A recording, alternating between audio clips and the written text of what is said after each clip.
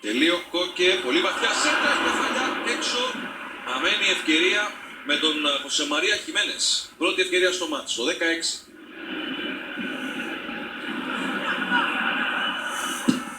Φιλίπε Λουίς. Από πίσω η κεφαλιά, γκολ! Με σκόρερ τον Ζαούτ στο 18. Ήρθε με τρομερή φορά ο νεαρός μέσος του Ατλέτικο Μαδρίτης. Έπιασε καρφωτή κεφαλιά στην μπάλα στη δεξιά γωνία του Λουξ. Βιέτο. Ξανά για τον Βιέτο. Πέρασε η μπάλα Καράσκο. Σουτάρει πάνω στον Λουξ, ο οποίος καταφέρει και μπλοκάρει την μπάλα ανάμεσα στα πόδια του. Κεφαλιά του Μπερκαντίνιος, διώξιμο του Γοντίν. Μπερδεύεται ο Αρήμας, κλέβει ο Γκρισμάν. Ταχύτατος ο Γάλλος, μπαίνει στη μεγάλη περιοχή. Γκρισμάν πλάσε έξω. Και όμως το έχασε. Στο 44.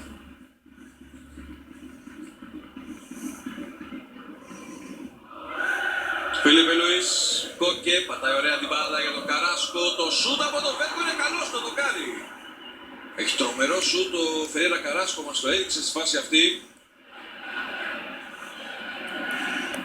Τώρα βγήκε η κομπίνα, Γκρισμάν στα δίχτυα. Αυτό το γκολ, αν και έχει πετύχει τόσα και τόσα τα τελευταία χρόνια από στημένες φάσεις, η Ατλέτικο δεν το είχαμε ξαναδεί, με τέτοια κομπίνα δηλαδή.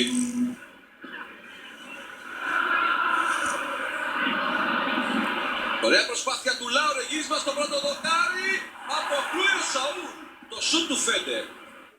Ρομπέρ, καθυστέρησε, έκανε λάθος στην πάσα, Κορέα κλέβει. Στη μεγάλη περιοχή ο Αργεντινός γυρίζει στην κλειστή γωνία, κόρνερ. Από τον Λουξ.